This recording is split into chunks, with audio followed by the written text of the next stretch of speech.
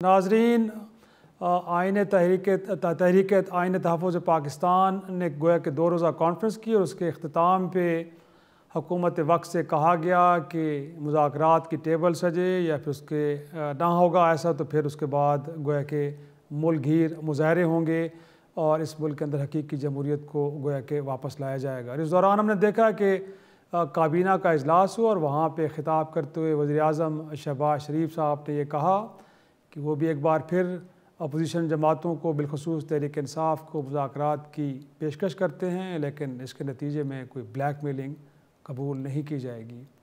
नाजरीन, अब इसके जवाब में फिर हमने देखा कि तहरीक तहफ़्फ़ुज़ आइन पाकिस्तान की जानिब से ये कहा गया कि वो मुज़ाकरात की टेबल पे आने के लिए तैयार है और इसके लिए कि कोई शराइत भी नहीं रखना चाह रहे। लेकिन अगर ये मुज़ाकरात की टेबल सजती है, वो कौन से नुकात हैं जिन पे गुफ्तगू होगी और क्या अपोजिशन जमातें सिर्फ़ इमरान ख़ान और दीगर सियासी कैदियों की रिहाई तक अपने मकासद को महदूद रखेंगी या इससे बढ़ के भी कुछ हो सकता है, और क्या वाकई इस मुल्क में एक नया इमरानी मुआहदा होने जा रहा है।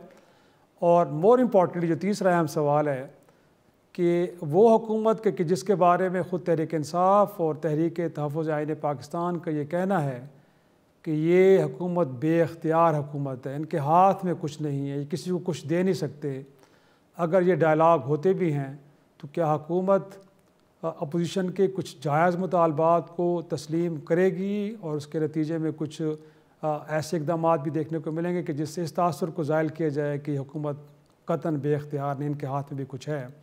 तो आज के इन 3 सवालों का जवाब लेने के लिए और अगला मंजरनामा क्या बनने जा रहा है, हमारे साथ मौजूद हैं काबिल एहतराम शख्सियत वाइस चेयरमैन तहरीक तहफ़्फ़ुज़ आइन पाकिस्तान के और साथ में महदुल मुस्लिमीन के सरबराह हैं सेनेटर राजा नासिर अब्बास साहब। बहुत शुक्रिया सर वक्त देने के लिए।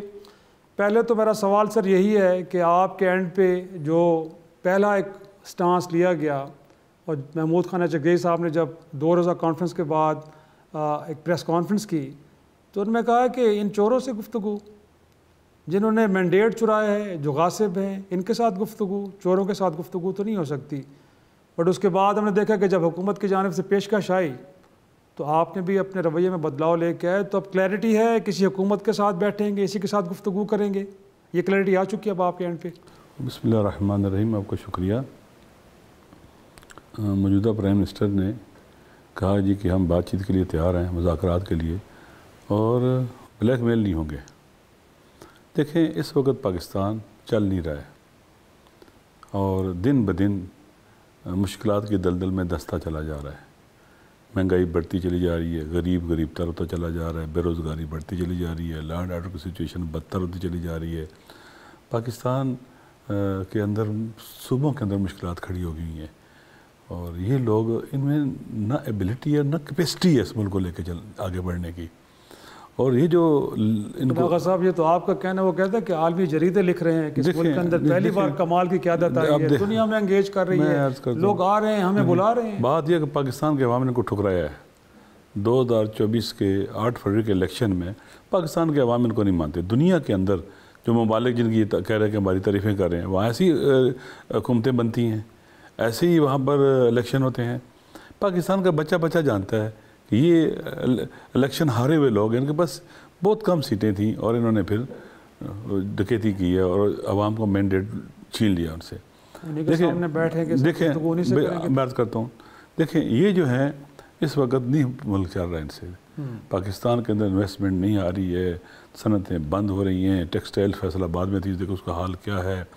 पाकिस्तान की एक्सपोर्ट कम हो रही हैं, पाकिस्तान के अंदर बेरोज़गारी बढ़ी है, नाअमनी बढ़ी है। इस सारे इशारे, अभी जो कुछ अर्सा पहले IMF ने कहा कि पाकिस्तान में 5300 अरब रुपए की करप्शन हुई है। ये तो पेशरफ्त हो रही है माशाल्लाह, बहुत आगे। हाँ, पेशरफ्त हो रही है, करप्शन में पेशरफ्त हो रही है। किस में कि आप देख लें कि पाकिस्तान के अंदर, अभी पंजाबी को देख लें, मुबैना तौर पर कितने लोगों को पुलिस मुकाबलों में कत्ल किया जा रहा है, कोई कोड नहीं है, किसी जगह नहीं लेके जा रहे। कहते हैं अदालतें जब नहीं निपटाएंगे मामलात को तो फिर इसका मतलब है आपने इतनी तरमीम की अदालतों को, आप समझिएगा आपने अदालतों को ज़बरदस्त कर दिया है, फिर भी आपको ये करना पड़ता है। मेरे ख्याल में ये सारी चीज़ें इशारी हैं कि ये लोग हार चुके हैं, मुल्क नहीं चल रहा है इनसे, दिन ब दिन इसके बोझ चले दब रहे हैं। पाकिस्तान सबका है, پاکستان کو اس سے نکالنا ہے.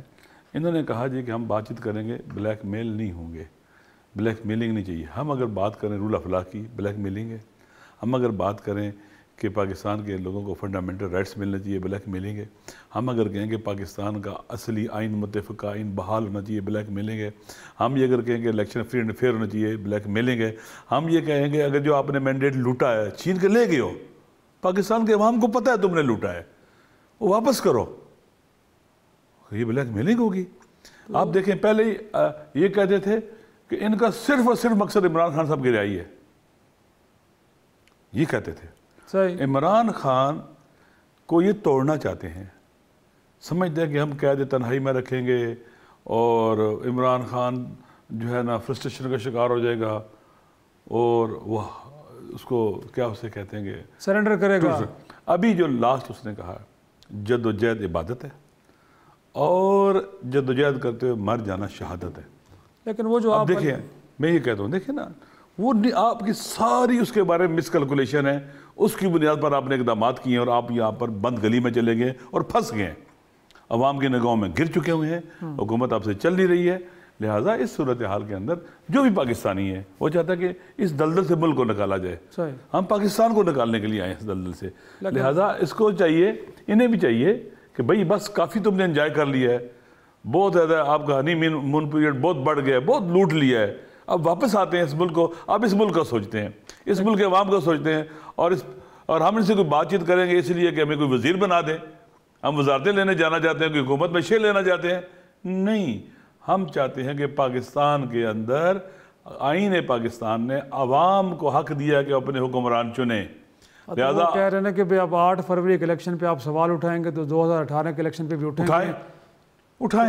میں کہہ رہا ہوں اٹھائیں, لیکن کیا 2000 فرض کرتے ہیں کہ 2018 میں خدا نہ خواستہ کوئی اس طرح کا کوئی ایسا مسئلہ ہوا ہے, یہ جواز دیتا ہے کہ 2024 میں ایسا ہو جائے؟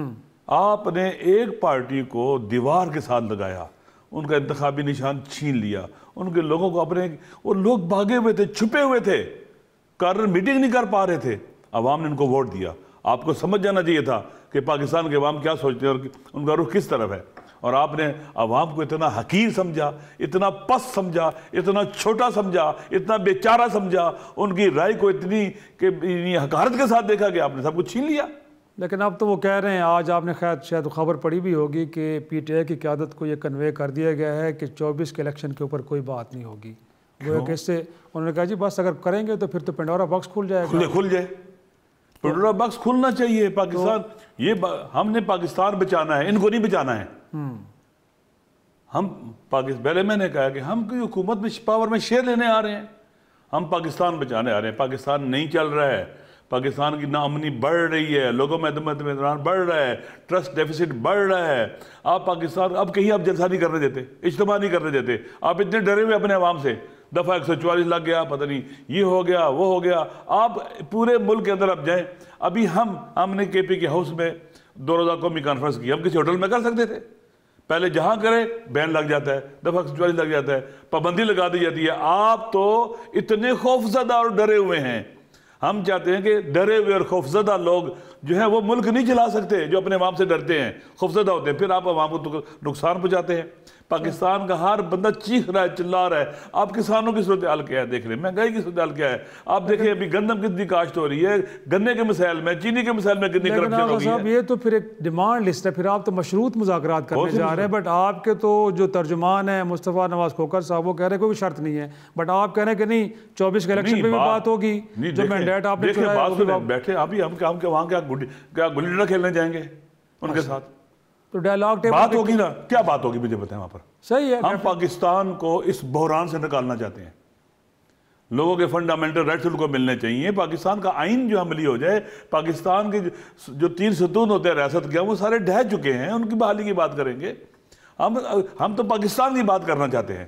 تو سر اگر حکومت یہ کہتی ہے کہ بھئی یہ گورنمنٹ تو انڈو نہیں ہوگی, یہ پارلیمان اپنی 5 سالہ مدت پوری کرے گی, اس کے بعد آپ نیا عمرانی معاہدہ کرنا چاہ رہے ہیں, کچھ اور ایشوز ہیں جس میں سیاسی قیدی ہیں, باقی معاملات ہیں, ان پہ گفتگو ہو سکتی ہے. ہم پاکستان کے اندر بات چیت کی بات بھی کریں اور ہمارا باقاعدہ ہم ریزسٹ بھی کرتے رہیں گے, احتجاج کرتے رہیں گے, مظاہرے کرتے رہیں گے, ہمارا قانونی حق ہے.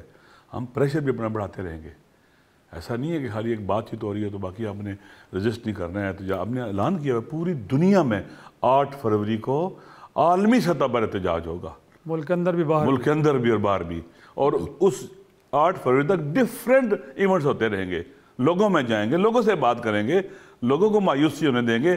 دیکھو ہمارا جوان پہلے بھاگتا تھا, اس کے ذریعے سمندروں کے ذریعے ڈوبتا تھا, بھائی ایئر جانا شروع ہوا تو اس کو روک دیا گیا آپ نے. لوگ بھاگ رہے ہیں ملک سے, جس کو موقع مل رہا ہے یہاں سے بھاگ رہا ہے. پاکستان کے اندر انڈسٹری تباہ ہو چکی ہوئی ہے, لوگ یہاں سے سب کچھ بیچ کے جانا چاہتے ہیں.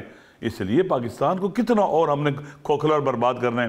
پی آئی اے جو پاکستان کی بہترین, دنیا کی بہترین ایئر لائن تھی, یہاں تک کس نے پہنچائی؟ جنہوں نے حکومتیں کی انہوں لوگوں نے زیادہ عرصہ. وہ کہتے ہیں نہ بیچتے تو 35 ارب ہر سال دینے پڑ رہے تھے, یہاں تک کس نے پہنچایا؟ وہ ایک سوال ضرور بنتا ہے. آپ دیکھیں نا, ایک قومی اثاثہ تھا, یہاں تک کس نے پہنچایا ہے؟ یقیناً. کیا وہ جواب دینی ہے؟ کیا وہ مجرم نہیں ہے؟